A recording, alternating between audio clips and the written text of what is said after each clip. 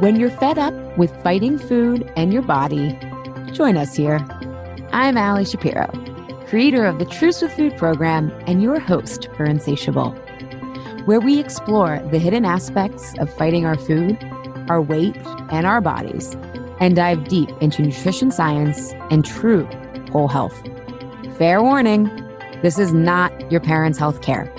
This is a big rebel yell to those who crave meaning, hunger for truth, and whose lust for life is truly insatiable. Believe me, freedom awaits. Welcome to Insatiable Season 4, Episode 3 with Maya Scharphie, How to Have More Energy and Focus. This is really important issue when it comes to our health, because when we don't feel like we have enough energy or can get it all done, this is when we tend to turn to food and alcohol. So it's a root cause of overeating and overdrinking. And I wanted to have Maya on because she has a really creative perspective, and that she looks at our energy, time, and focus from a holistic perspective. So today's conversation was so great. I had this big aha myself about part of why my energy sometimes gets like too high and then I crash. And I think you guys are going to really start to understand, based on her model calendar, how to better organize your days so that your energy and focus feel more consistent and you're in charge of them versus feeling like you're at the mercy of waning energy levels. We're also going to get into how to have better sleep hygiene or sleep habits by making the most of your creative energy. We're also going to talk about some tactics to push back on people who want to break your boundaries, especially as women, without triggering bias against women. This was probably my favorite part of the conversation, where we kind of joked in the episode that, you want to blame everything on the patriarchy, and some stuff for sure is true. However, we have some agency and wiggle room within that. And Maya's going to give us some tips on pushing back when we want to preserve our energy and focus. And lastly, we get into some rituals to stay productive and balanced, including her favorite herbs and one that I'm actually experimenting with, and an easy way to get that in. You will really enjoy today's episode. It's pretty out of the box with the ideas and the topic, and I really enjoyed it. A little bit more about Maya. She is a creative career coach, a designer, and an agent of change. She founded Build Yourself to help women in creative fields move past the obstacles that hold them back in their careers. She's a trained facilitator and has worked on women's advocacy for over 15 years. She's run a research effort on women in social impact design for the Harvard Business School, is a founding member of the Equity Roundtable at the Boston of Architects, and was named as one of the Impact Design Hub's Social Impact Design 40 Under 40. You're really going to love her energy and perspective, and hopefully walk away with more time, energy, and focus. Enjoy today's episode. Thank you so much for being here, Maya. I really appreciate you taking the time to chat with us. Yeah, I am so excited to be here.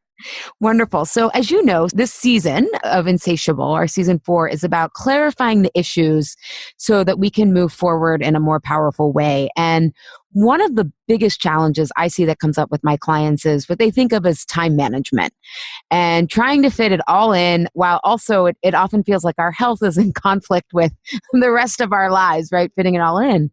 However, you have this really different approach, and I think of it, and I'm always telling my clients to think of life in terms of energy management versus time management. And I feel like you have the expertise to really make that concrete for people. So I'm so excited, because I can't think of a more pressing issue than energy management, both globally. Are we going to get it from like unsustainable sources, but also how we do that on a personal level, because the macro reflects the micro. So really looking forward to talking to you today.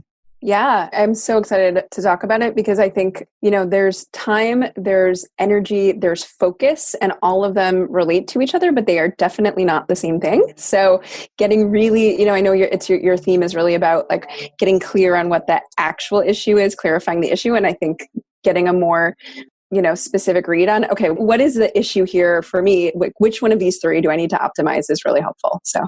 And you have, I mean, I want you to share a little bit about your story of how you even came to realize these three distinct differences between focus, energy, and time in Mhm. your own life. Because I am a big believer that everything's broken and we need these new frameworks coming out of personal experience often to see what's healthy. Yeah, so I'm a designer, I'm a creative. I think the first place to start is that everything for me is about the kind of creative lens. And, I'm trained as a designer, but I also, I think like your official professional background is one thing and just how you approach the world is another thing. And so I got this skill set always knowing that I wanted to probably apply it in a different way, but just knowing that I really, really wanted that skill set. But I went through design school. And if any of your audience has ever been, through architecture school or knows folks who've gone through architecture school. I have a client who's going through it, which is why I'm going to send this episode to her like stat. Yeah. I mean, it's not only is it crazy, like in terms of intensity of time, but we've got this horrible, horrible culture of martyrdom. So, I can't tell you how often people just stand around in the studio talking about how busy they are and like, oh, I stayed up till this time last night. Oh, I stayed up till that time last night. And then basically just like, spend their time talking about how hard they're working. And so it just felt like in that experience, I got like, I think we talk a lot about how our culture really idolizes busyness. And I felt like I got that just so extra concentrated through my design training. And, I think it was through that process and recognizing that culture, which is all about like nose to the grindstone all the time, which was supposed to be a creative culture, was actually not very good for me to be creative in. Yeah, because I think about like to be creative, you need space, you need like a chance to play. But if you have all these deadlines and intensity and are supposed to be working all the time, how does that feed creativity? Yeah. I mean, I think, the school that I went to, it's very much about like, you're always at your desk, you're always working on something. And if you're not there, then, you don't love design and you don't, because I think it can be hard to make it in the creative professions. There's the sense that if you're not totally dedicated, you'll never make it. And even so much so so I studied landscape architecture, but there were people in my school who were studying architecture, and the architecture folks are even more intense. And sometimes the professors will come in on Saturday night just to see who's actually sitting at their desk so that they know the ones who are like actually committed, which is totally crazy. So yeah, so intense. So how did you start to get out of that? Because I think it's one thing to say like in theory, yeah, but then when you're the one who quote unquote looks like the slacker, at least at first, right? You may produce a better output down the road, but then you have that risk before you get the reward. So yeah. how did one of the things you had mentioned when we were talking about this was like you had really unhealthy work and sleep habits. And I feel like sleep is such a foundation to our health. And I get enough sleep because I'm a 90-year-old woman inside. I need my sleep. Totally. But how did you reconcile sleep and something that's and for our listeners listening, I also want to just expand the definition of creativity. A lot of my clients are leaders in their field, and leadership takes to your point, the lens that you bring to the world. If you're trying to do good work in the world, usually you're having to bring a counterculture lens to what's quote unquote normal. And so this is like for anyone whose work occupies a lot of the way they see the world and et cetera. Yeah. Okay. So there were like maybe 3 points where over the course of my time, I like figured it out. And 2 of them happened in design school. So the first was that I had this crazy studio that was really, really creative and like, it was actually focused on Walden Pond. And so we read Thoreau, and I'm based in Boston. So I got to go, we'd go to Walden Pond like every week, and they're just like, walk through and like, just experience the landscape, and it was so different than the very kind of intense, like, you do your best work by like chaining yourself to your desk. We actually had my dean of the school or of my program at the time was like, I don't understand why people are going on field trips. You can learn everything you need to know through Google these days. And it was just like, oh God. And, just kind of an asterisk. I know we like the theory is that Thoreau was like by himself, but my dad said there's proof that like his mom brought him cookies. Yeah, oh my God. You know what? I was just there this weekend, actually yesterday, I was just there and I was there with my good friend, and we were like, we kind of like, yes, he was in the woods, but like, I kind of think he brought his laundry home on the weekends to his mom. And she apparently brought him cookies. I wonder if he was an emotional eater. Oh my God, that's awesome. Yeah. I'm not saying he was. That's my question. Yeah, no, it's so, so funny. So, yeah. So, I had this very different studio and they like actually wanted us to experience things and be listeners to the world around us rather than just like constantly create and produce. And it made me realize that when I took this like white space away from just, chained to your desk, that's when I had my best ideas. And it's like the way people talk about having like great ideas in the shower or really good ideas, on a walk. For me, I've realized that, and I think this is true for a lot of people, I've got to do these things where I like create something, I push, I produce, and then I actually have to step away. And it's funny because, I know a lot of your listeners are probably thinking about in their lives, issues of food and exercise are really central. I started exercising not for the physical benefits because I realized that when I was working on a problem and I would like hop into the gym and get onto the elliptical, that's where I would have my ahas. And so the time at the gym actually became part of that creative process where all the things in my subconscious come together and like click. I love that you bring that up because that's one of the ways that I've been able to be consistent with exercise or movement is I know like when I'm working on like a book or a program, like I know I do that in the morning and then I literally go work out and I imagine like all the ideas just kind of like jumping around and like, kind of because then you get like clarity from because your first draft is always a shitty draft or whatever, Totally. But I'm like, oh my God. So that would really be one of the things that made me like stop working and get to be outside or move was like, I'm going to get more creative ideas and clarity. Totally. Yeah. It's an essential part of my creative process. And then it's great because then I never have to motivate myself to go to the gym because like, I got to work out. So, so the other piece of it was that for religious reasons, I was taking off a Saturday every week. And when I first started and like no phone, no computer, no anything, it's actually going to be my 11-year anniversary of this practice. So like I've been doing it for a good long while. And when I started, and actually last year I had a 10-year anniversary party and it was super, super fun. But when I started design school, it was like this thing like, oh God, I have 1/7 less time to work than everyone else.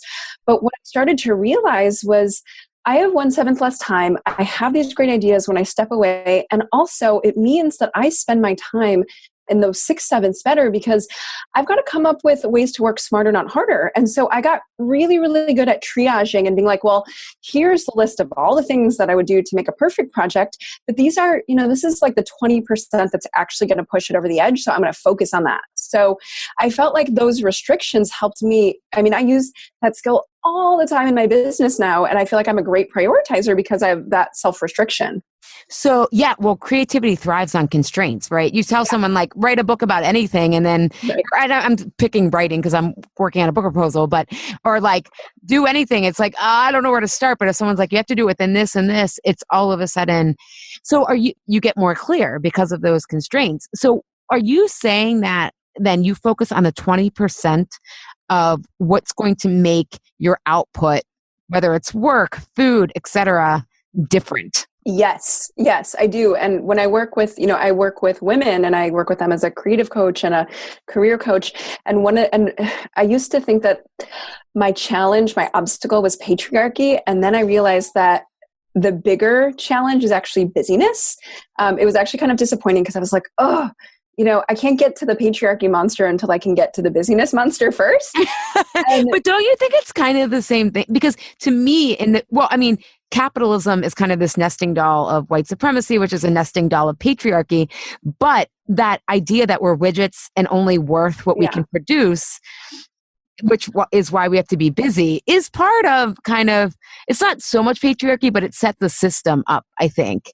Yeah. Well, but I think that there's this special intersection, which is a lot of women are used to being people pleasers, are used to doing things like the right way.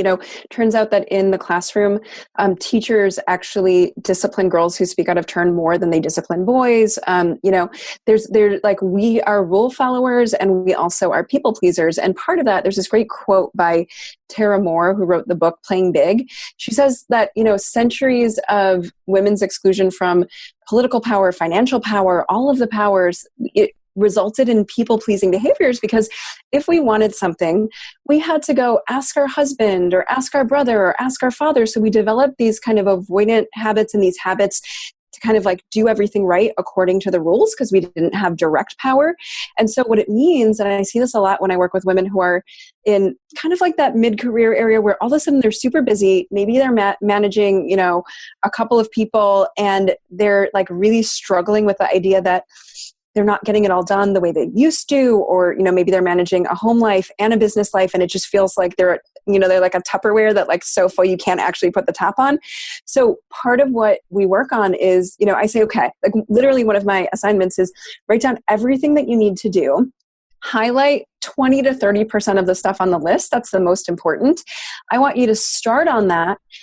If you don't get to the rest of the stuff, I'm not saying you'll never get to it. I'm saying it's later on the priorities list, and getting to it is a bonus, right? Because I find that sometimes when we restrict ourselves, it's really hard, but saying like, do the 30% on the list and then like get up and like cheer and like be like, I did it. And like, that's what 100% completion looks like.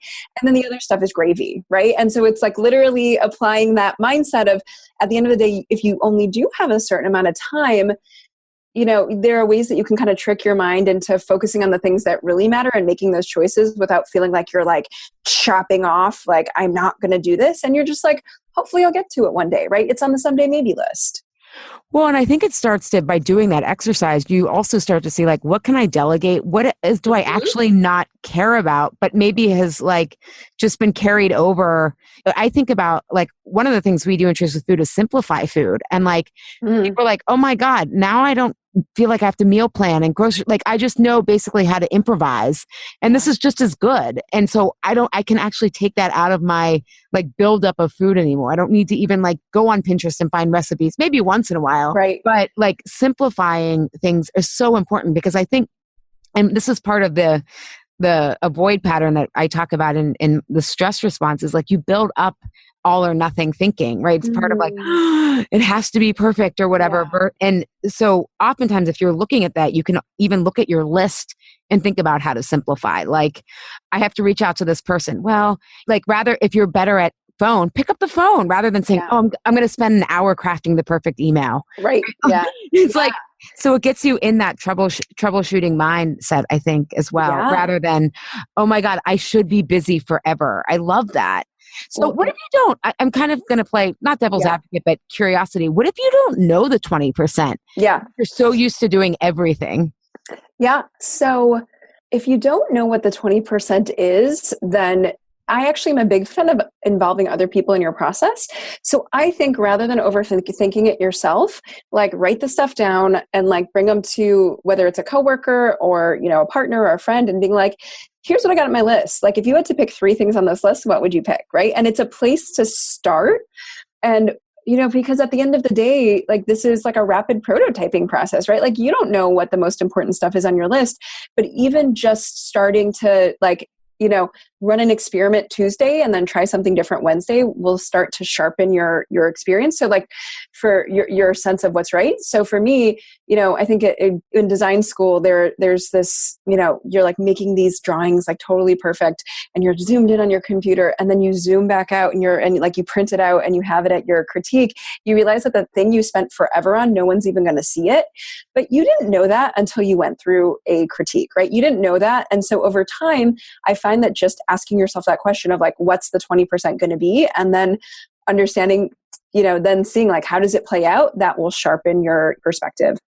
Yeah. Well, and I'm also thinking about, you can think about like what worked before. Yeah. Like I'm thinking of a client I have right now in Truth with Food, and she's an amazing designer, and she's, looking for like a career shift in terms of, because her and her boyfriend might move. Yeah. And I'm thinking she could just look back in the past and say, okay, what helped me get these jobs before, rather than thinking I have to do social media and I have to do this and that. And like, because you can't do all the things, but if you can start to get clear on what actually moves the needle for you. And this is for my clients listening, this is what we do in Truth with Food. What metrics actually matter? People often ask me, should I get this blood test or this or this? And I'm like, is that going to help you change your behavior? And it's like, if not, then maybe save your money and work on the basic stuff of sleep, mostly, more water, vegetables, the stuff we know works Yeah. rather than trying to fine tune if you can't do the foundational things. So I think for you, it's like what you're saying is find that 20%, which is going to create momentum too. Because the big thing is once you're started, momentum, you kind of want to keep going. Exactly. Yeah. So Practicing, the last thing I'll say, because I know that you're always thinking about how people can expand their power, is that practicing doing that, right, means that we get out of this culture of being like, oh, like the culture of busyhood is a culture of victimhood. Like, oh, I'm so busy, blah, blah, blah. And, when we work for other people, sometimes they say like, oh, there's a meeting tomorrow. Now do 8 hours of PowerPoint. And you're like, ugh. But there are a lot of ways in which you can, even if you can't take full power back, there's a lot of ways you can take some power back, right? So like, does the PowerPoint really have to be 8 hours? Can you use what you did before, right? Like that mindset of like, how can I rather than can I think is a way to take back at least some of your agency, even in a world where you may not have like 100% control. that is such a great tip. I want to emphasize that. That actually just came up in Truth with Food is one of the new behaviors someone is practicing to transform their story is like not thinking they have to prove that they need to like prove why they're there. Just assuming this is why I'm at the table here in my work, right? Not proving like having to people please or anything. It's like, no, I'm just here. And you bring a different energy when you Totally don't feel like you have to say like, hey, look at me over here working so hard. You can just say, this is my ideas. It's such a different energy. So did that help you with your sleep then? Is that Yeah. Okay. So I think that there's two things that made sleep work for me. And, you and I are kind of like picking up on them already. So thing number one is that we have goals for ourselves. Like I know that if I get to bed around 11:30ish, it's just the right time for me, right? Like I think you and one of your guests, Juliet, I think were talking about, how sometimes you can get rewound at night and then you like stay up stressing. And I know that there's a sweet spot that my body has found of like the right time for me to go to sleep, and it makes it easy to wake up in the morning and then I feel more excited about life. But it's really hard. It was really hard to meet that, like to get there. And so the big aha for me was realizing that it's not just about what happens at 11:30 p.m. It's about what happens before 11:30 p.m. And there are these gates that I kind of got to make it through in order to arrive at 11:30 p.m. to get in bed. And so to be in bed and be ready to sleep. So one is that I actually need wind down time. Like I need like hour, maybe even an hour and a half to like chill and think and read a book.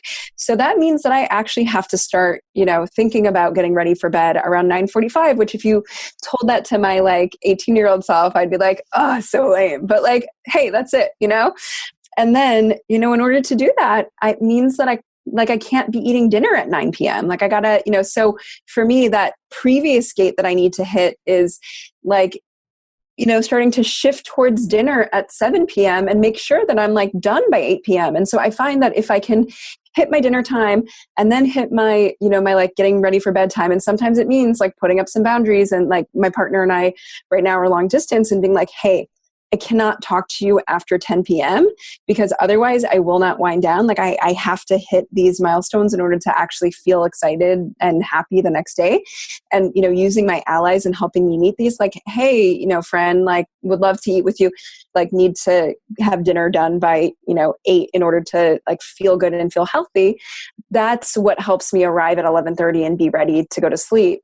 Now, the other side of it is exactly what you and I are picking up on, which is that if I flip out and start holding a temper tantrum, if like, I'm still like halfway through a burrito at 8 p.m., then I just stress myself out. And so I try to aim for 80% perfection on those milestones, right? And if I don't achieve perfection, I don't get mad. And there's enough kind of redundancy in the system, or if I have one night that's like a late night, like I know I can handle it the next day. And so it's about knowing where I need to be when, and then also having a sense of permission that it just doesn't ever align to that, because like life is complicated. So as long as I can hit it 80% of the time, I know that I'm going to set myself up to feel optimistic instead of pessimistic and like have those creative breakthroughs. I love that. So setting the expectations, because what you're describing is if you do it 80% of the time, your body's going to have the resilience to be able to handle that 20% of off. So for people listening though, 20% leverage of what's going to give you the most impact, but then 80% with your self-care, energy, health rituals are like, don't aim for perfection and have the expectancy of 80% rather than, Mhm. because a lot of my clients, a lot of our work is getting out of that all or nothing. Like, well, Right. I, I was laughing as you're like, if I have a burrito in your mouth, it's like, curse the portion sizes at Chipotle, Totally, totally. It's like drop that burrito right I now. but the burrito, I like it. So funny. So I love that. Yeah. So realizing that sleep has its own preparation and that you have to wind down because you can't just, Mhm. I mean, I can hit the bed. Carlos is so jealous and I can fall asleep, but he has to he watches these shows. He'll probably kill me. I don't even know exactly what they are, but he's a writer. So he's always looking at like whereas I'm looking at the content, like, oh, that was a great story. He's like looking at like how they did that or whatever. But Mm. he watches these shows. He's like, they ask nothing of me. They're like these like, like Yeah. cartoon superhero shows. And Yeah. like, I need something that asks nothing of me, that just turns my brain off. So that's Yeah. really important for those people who are struggling with sleep to think of your day and your energy and all that stuff, not just when you hit the pillow, but before. So Mhm. tell me a little bit about then, we're talking about the evening, but you have this model calendar Okay. Yeah. that Yeah. Yeah. you use to align your energy states, but also organize your time. Yeah. So I got this idea from Rachel Cook, who's a business coach who I listen to her podcast. I really admire her. I first started listening to her because she used to be a high powered consultant. She was super, super burned out. She started working for herself, and then she decided that she wanted to work from 9 a.m. to 3 p.m. So that she could be around for her kids, and she still wanted to make her previous salary as a high powered consultant. So she has this calendar, this model calendar, and I've built my own that makes sense for me. I think about, okay, what are the things that I know drive my business forward, right? And I didn't know what they were when I first started, but I came up with my working theory, right? And then over time, I whittled it and adjusted it. So for me, I work one-on-one with clients, so I need to have time to work with them. I need to have time to develop program materials. I need to have time to talk to potential clients, and then I need to have time for marketing, and then I need to have time for I run a small design consultancy, so I need to have some time for marketing, and I need to have some time for the work itself. So then I started thinking like, okay, we talked about, time is somewhat divisible. Focus is not really that divisible. And energy, like sometimes you can actually generate more energy through what you do, but energy is trickier, right? It's a little wiggly. And so I know that I'm an extrovert. So like right here, right now, it's during the afternoon, I'm like doing exactly what I love to do, which is talking with someone else and like brainstorming and feeling like we could talk about 7 million things. Like that is a good thing for me to be doing in the afternoon. In the morning, if you and I were having this conversation in the morning, I would get like riled up, and then I could never come back down to like sit down. Like if I needed to write a blog post, or if I needed to like put together a career roadmap for one of my students, I couldn't do that because my energy has been like turned on, and I can never kind of pull it back into the genie bottle. It's almost like you're starting out with high energy. So like the extroverted, it like lifts you so high up versus the afternoon. We all tend to have energy dips. And so this is bringing it back up. Correct? Exactly. So I'm going to get off this call with you, and I'm just going to be like fired up and like having this new ideas and whatever. And then I'm going to like eat my dinner at 7, then, whatever. A smaller burrito. So it's done by 8. Exactly. Tiny burritos. Can you find those in America? I don't know. Maybe in Boston, New Englanders are a little bit more, have more restraint. The Puritans. We are like the capital. Not only are we the capital of Dunkin' Donuts, but my friend was on the train with some people who were coming into a sports game, and they were like, "Okay, if we get split up, we'll meet at the Dunkin' Donuts." And she was like, she was like stressing out for them. She was like, "There's 2 Dunkin' Donuts at the train station. How will you ever find each other?" So, yeah. Anyways, so yeah, but so for me, then I know that like all the exciting stuff that I generated in this conversation with you, when I go to the gym in the morning, I'm gonna like be like thinking through it, and then when I come back to like get my work done and write a proposal or write a blog post, like that incubation and that kind of like the aha, and then the sleeping on it, which I think really helps, and like the white space of the gym means that like I'll be ready to get started on heads down work tomorrow morning. So for people who are trying to think of their own energy lulls, because I mean, you and I are extroverted, but a lot of my clients are introverted. Yeah. So I'm thinking they probably need what you're calling white space after being like presenting or being out in the world, making sure they have those buffers so that they can kind of come back into themselves, Mm-hmm. so that their battery doesn't, because when the battery gets super low, everyone has a different threshold. That's when people tend to eat for energy. It tends to be carbs. They tend to then not want to get to the gym, or, a big difference for a lot of people. What you're describing, I think, and why people often don't work out is they say they're tired, but they're really feeling stagnant. It's Mm-hmm. like kind of like, oh my God, I haven't had any energy, Mm-hmm. especially for our extroverts. I'm sure, we have to pay attention to the extroverts too. Although I'm sure the introverts are like, oh God, the whole world pays attention to the extroverts. But I'm thinking about, so people should just get in tune with, or do you think people have Yeah. certain Yeah. cycles? Like, Yeah. hey, in the morning, if you slept well, we're all kind of good to go. And then at lunchtime, like I know I need to work out at lunchtime, or I've come to accept that I usually will not work out in the afternoon. I Mm-hmm. just don't have the energy for it, because I don't love working out. I mean, I'm kind of in a groove where I like it right now, but I love it when I can push myself, and I just can't push myself in the afternoon. So it's like I'm creating that like a natural lull for me as an extrovert to get that back up. So then in the afternoon, that's when I book my clients, because I can be more inward and Mm-hmm. listening and sharp as well. Yeah. Well, I wish I could give, this is how you should do it. But I know just based on how you teach, there's no one answer for one body. So what I recommend is to keep a journal, like keep a notebook, keep your iPhone out, whatever it is, for a week, and just note down like what you do over the course of the day and how you're feeling about it. And, if you're an introvert and you realize that you like schedule back-to-back meetings and it's not working, and you don't feel good about it, then you'll know. Or let's say you're an introvert and, you like have a meeting first thing in the morning and then you feel awesome because there's nothing else you have to be on for. Like, okay, great. Like have your meetings in the mornings. When it comes to the gym, they say that we have more willpower at the beginning of the day than we do at the end. And it's kind of a finite resource. But, I know like the time that I started working out was when I was in a design studio and I was so stressed out that I just needed like if there was if it was, like the movie Hook where he goes and like smashes all the clocks, like I've never seen it, but I trust you. if there was a clock smashing room, like that would have been fine. And I would have gone and smashed clocks and felt better about my day. Like instead I just, hopped on the elliptical and it helped me get my aggression out. So like that felt right for me at that point. So the key is to give yourself, like if you actually, even if for 3 days, you just write down what you're doing and how you're feeling about it, you will have at least 3 or 4 ingredients for how you want to organize your time moving forward. And, I work with women who are business owners and women who work for themselves or who work for other people. And sometimes we have this sense that, especially when we work for someone else, like, well, what control do I have over my time?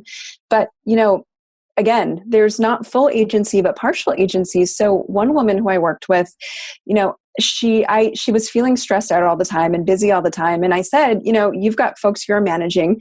Why don't you say, my office hours are in the afternoons from, 2 to 4, right? If she has a client meeting, she'll move things around. But like, that's when I'm not only available, but I'm here to be totally present and helping you out with the issues that you're running into on your projects and the things that you're trying to get through. And, doesn't mean you shouldn't interrupt me if there's like something super, super important that, a complicated conversation you're having with a supplier, but that's when I'm 100% available for you.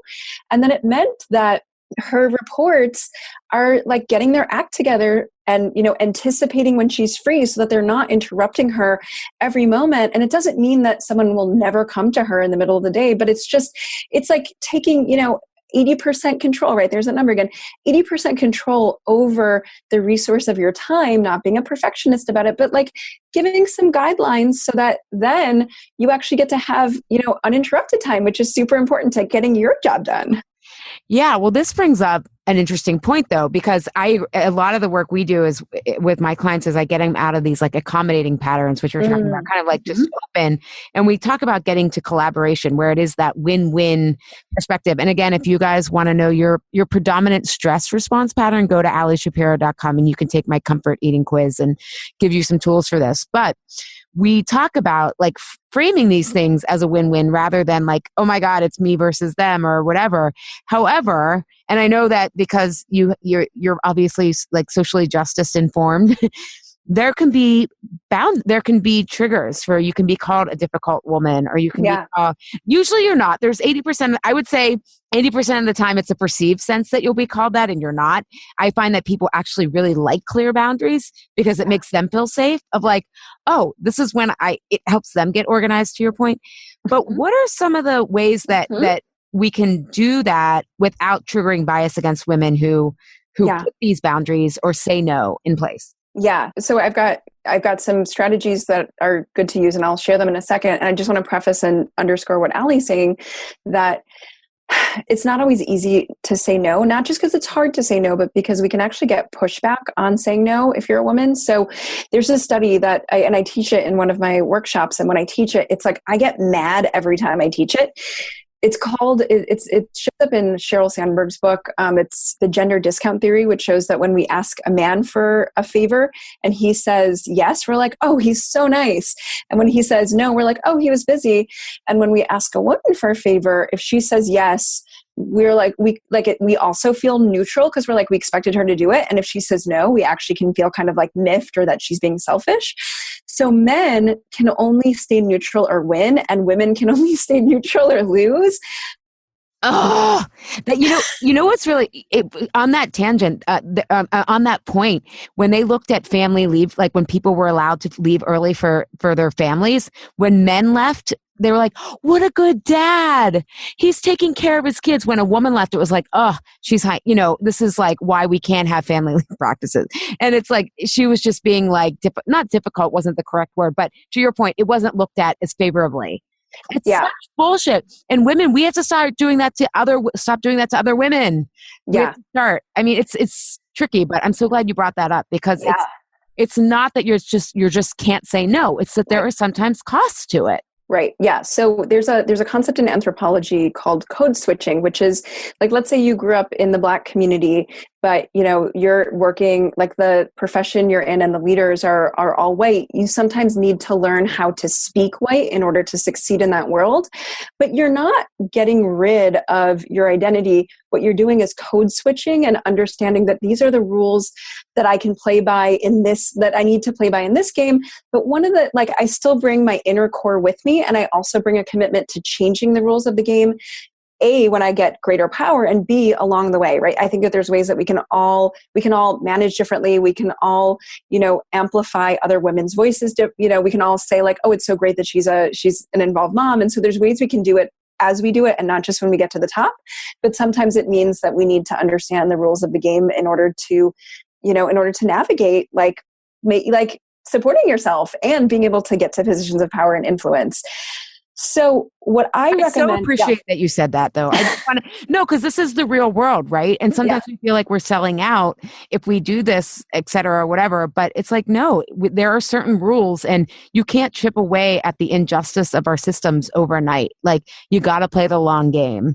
Yeah, exactly. The long game. Yeah, 100%. So... Even though I want it fixed yesterday. Me too. It's like impatient for change. And, there's a great graphic novel I just read that I can recommend called March. And it's about Congressman John Lewis's process of growing up in the civil rights movement. And like, my takeaway was like impatient for change, like patient to be there and be ready to push it along and to be ready for the moment when find those opportunities and to make those like cracks in the system bigger. So, okay, here's what I recommend. First of all, don't say no because you get pushback. Say not yet.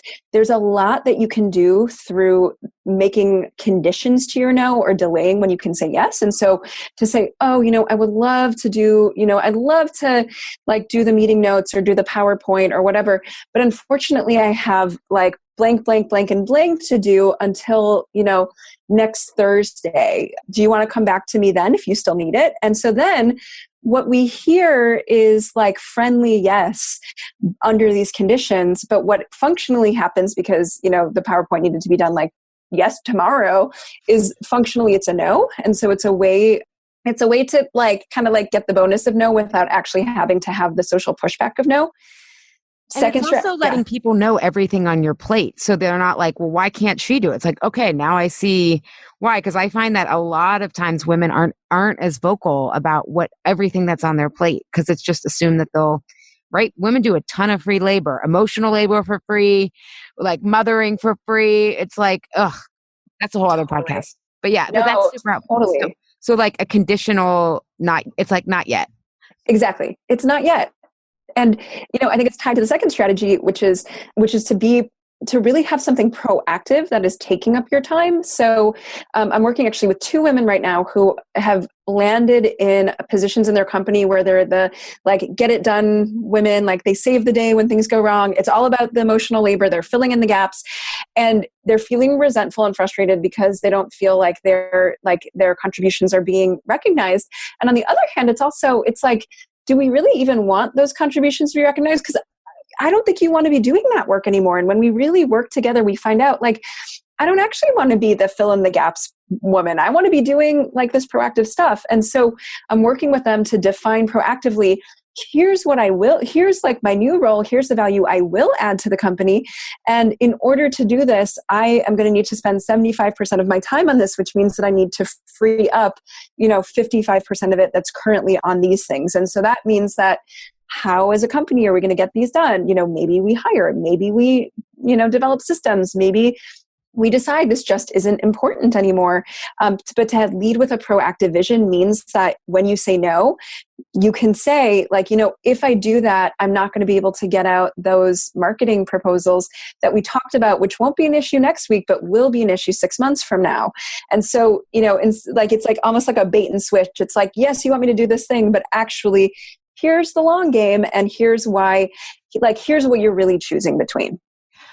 Oh, I love that. And that also, I think, forces us to take a step back and say, what vision am I driving? Am I here just to check the boxes every day of my work, or what direction do I genuinely want to head? This is so important to how we eat. Seriously, because we often eat when we feel powerless, like we have no choices. And if we feel stuck in our career, and you may not call it stuck, but we find ourselves not feeling fulfilled from it. Yeah. Sometimes, I always say there's like an 80% pivot when clients get done working with me in their career. Some people do have a drastic career shift, but others are just shifting the way they lead or manage or how they're being proactive. And it makes such a difference of like, hey, here's my ideas. Let me throw those out. And that by doing this, it's taking away from that. And then people understand. Because I find, even though, I loved how you're like, I wanted to blame the patriarchy. I do find that most, at least again, I also probably am with, I don't know if I could have said this when I was in the corporate world, definitely not commercial real estate, because those people, a lot of the men there are very privileged. I mean, you can't be in commercial real estate unless you usually come from money, because you don't have a salary for the first couple of years. Right. It's all like commission. It's feast or famine, right? Yeah. However, I would say that I think at least the men that I interact with, I know Carlos's friends, I feel like they're really open. People really are. And in the corporate world, and I'm thinking of the executives who are in my master's program, they were really open-minded people. And that was kind of that maybe you don't have total agency, but there's a lot more agency and power than I think we get, because we aren't taking a step back and saying, what's going on here? And I can be self-driving versus just reactive. Yeah. Well, and what you said about like where people get stuck, like it is totally about getting stuck. We get stuck when we don't know how to say no, right? We get stuck with stuff on our plate that doesn't feel so great and isn't exciting or meaningful or doesn't bring growth. But we also get stuck when we aren't tapped into what our true yes is. And so I find that like saying no and saying yes oftentimes go together. So I actually have a guide for any of your audience who's interested. I pulled together the 5 places where I most commonly see women get stuck. You can get it at buildyourselfworkshop.com/insatiable. And it's just like, I'm totally a less is more person. It's the 5 places that I see women most commonly get stuck. You can go through it and say like, okay, which one is the one where I'm getting stuck? And each one has one prescription for a thing that you can do to get unstuck that way. Like I'm all about simple, like let's not make it too complicated. And I think, if you are feeling like stuck in your career, it's a really, really good, simple tool to help you kind of rebuild that momentum and get back on track. Can you do it? Could you use it too if you're like stuck with, if you just feel like your energy's flat or you feel like you don't have the focus? Because you talked about there being time, energy, and focus. So if you're depleted in any of those, Mhm. I bet that would help. Yeah, I mean, I think the cool thing about this work, and I know that it shows up in your work too, because you think about your work as like an ecosystem, is that when I help people focus on saying yes, right? Here's what do you want to say yes to? Automatically, it kind of impacts the way they say no because they realize, oh, I have to actually say no to free up this energy to say yes. And when I help someone with self doubt, it helps them get more comfortable making pitches. Or if I help someone with, making pitches, then it actually it turns out one of my favorite quotes ever is that confidence is the willingness to act. So confidence is really more a verb than it is like a state of being, at least in my mind. And so when you work on one of these intervention points, you automatically see, I think, ripple effects in the other areas of your life. I am so happy you said that because I like the nerd in me. Anytime I hear people say, like, you just have to have the confidence, and like you get confidence from self efficacy, which is like doing things successfully. And no one talks about that. Like they think that we should just have confidence to Right. begin with, but you have to act and then Yeah. you have to evaluate and learn. And so I'm so glad you brought that up. So, and for you guys too, in the show notes, we will have a link to that as well. But go to buildyourworkshop.com/insatiable because I'm all about minimizing and simplifying, which is, Mm-hmm. or I should say minimalism, not minimizing, because this is very profound. Okay. Last question then. So we think about time, energy, and focus. Mm-hmm. And I love those differentiations Mm-hmm. because yeah, sometimes you just don't have the time. Sometimes you don't have the energy. And a lot of times I know with my clients, the focus isn't there because eating the wrong foods or just so depleted. Mm-hmm. And so we have to get into our own creative flow Mm-hmm. based on our energy patterns and padding our energy and learning to say no and everything. And then how do you sort of ground this? What are the rituals you do so you can Mm-hmm. actually make all of this happen so you stay productive and balanced? Yeah. So, I mean, the first thing is really that model calendar is super, super helpful for me. So I don't have to rethink what do I do today? Because I know I know where I need to show up and I just show up when I don't have, the mental energy to like figure it out. I figured it out beforehand. I figured it out, the night before. I figured it out while I was on my gym, on my elliptical doing my white space. And so then I just like hit the ground running. I also, when I'm feeling a little bit like I need a restart, I am a little bit of an amateur herbalist. And so I like make myself a cup of tea. And part of what I love about it is like, I may not be a landscape architect practicing anymore, but like, I still think like plants have so much to give us and teach us. And so I like to invite them into my life when I need a boost. And then, final piece of it, I think is just, again, it's back to 80% perfection. If you are having a bad day, if you are having like a day where everything goes off the rails, give yourself permission not to have to get it back on track. Like if you missed, if you were supposed to put in 2 hours of focus time, if you only put in one, be like, okay, I give myself permission to not have to like get myself back on track, but to go to bed tonight and to recognize that tomorrow is a new day. So those are the three things. Honestly, those are like along with the sleep stuff, those are my guardrails. And that keeps me like generally feeling pretty good, feeling pretty grateful, and like feeling like I'm showing up to do the work that I can do. I love that. And what you're saying is guardrails is I think of sort of like everyone has like three things that when those things are going well, like they can handle, it's like gives them the resilience, right? Yeah. Yeah. What's in your tea? What kind of herbal? What's in Now your tea? we are nerding out because like it totally depends on the season. But a tea that can actually lift your spirits is holy basil. It's also called Tulsi. Holy basil is like so important for me. I bring out the big guns in winter because I always feel the winter blues, and I there's an Aztec aphrodisiac called Damiana, and so in the winter Tulsi goes away and Damiana comes out to play, but like for the most part holy basil is just like a tea that I love. And there's a great book that I can recommend. It's by Sarah Farr. I'm blanking on the name right now, but Healing Herbal Teas. And she's got just so many great recipes. And it's not just about like healing ills, but I think it's really about like mind states and recognizing that, Like there's a herbalist I like who talks about herbs as like your herbal allies. And like, yeah, they're like plants are on this journey with us, and they can be our friends, and we can invite them in to like our mental and emotional and spiritual lives. I always think we had Katie Hess on the podcast who does flower elixirs and stuff. And just like her book, like it amazes me how potent plants like herbs and flowers, like they're very potent. And it's like bringing part of nature into our nature deficient lives. And it's so funny. I really have to like look at this holy basil. I actually was a couple weeks ago, there was a flower show and my mom and I went and we each got a holy basil plant, and I have one, and I'm like tending the water to it. But one of the herbalists there said that you can also just take off the leaves and put it in water, and it can, like, because this is spring and summertime in the northern hemisphere, that you can like just put it in your water as well, right? To like, yeah.